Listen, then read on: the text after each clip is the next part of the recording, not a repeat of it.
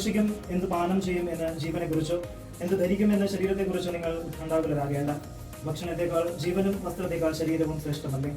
ആകാശത്തിലെ പക്ഷികളെ നോക്കുവിൻ, അവ വിതയ്ക്കുന്നില്ല, കൊയ്യുന്നില്ല, കളപ്പുരകളിൽ ശേഖരിക്കുന്നുമില്ല, എങ്കിലും നിങ്ങളുടെ സ്വർഗസ്ഥനായ പിതാവ് അവയെ തീറ്റിപ്പോറ്റുന്നു. അവയേക്കാൾ എത്രയോ വിലപ്പെട്ടവനാണ് നിങ്ങൾ.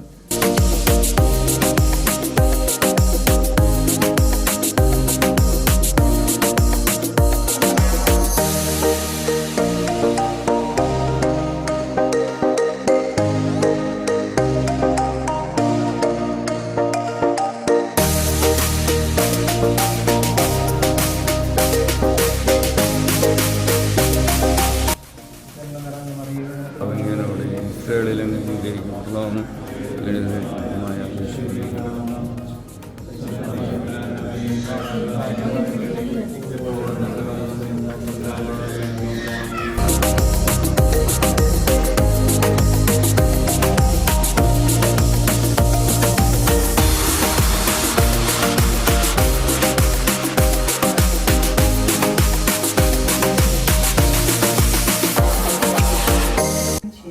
നിന്റെ കളപ്പുരകളിലും നിന്റെ പ്രയത്നങ്ങളിലും കർത്താവ് അനുഗ്രഹം വർഷിക്കും. നിന്റെ ദൈവമായ കർത്താവ് നിനക്ക് തരുന്ന ദേശത്ത് അവിടുന്ന് നിന്നെ അനുഗ്രഹിക്കും.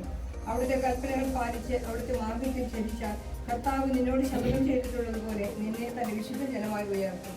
കർത്താവിന്റെ നാമം നീ വഹിക്കുന്നത് കാണുമ്പോൾ ലോകത്തിലുള്ള സകല മനുഷ്യരും നിന്നെ ഭയപ്പെടും. നിനക്ക് നൽകുമെന്ന് നിന്റെ പിതാക്കന്മാരോട് ശപഥം ചെയ്തിട്ടുള്ള ദേശത്ത്